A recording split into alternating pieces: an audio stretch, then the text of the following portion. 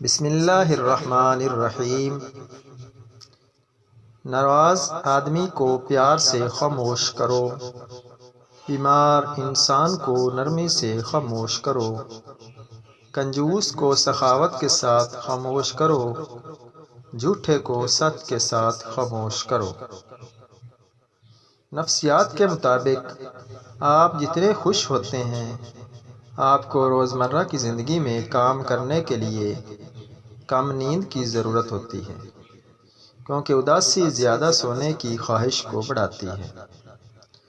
دو لوگوں کو کھونے سے بچو۔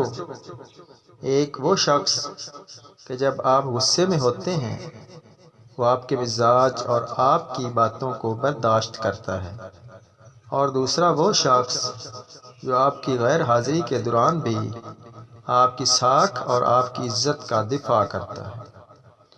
نفسیات کہتی ہے کہ اپنے ذہنی سکون کے لیے کچھ لوگوں کو نظر انداز کرنا کمزوری نہیں، عقل مندی ہے۔ اس لیے کسی ایسے ویسے کے لیے اپنا ذہنی سکون برباد مت کریں، خود کا خیال رکھیں۔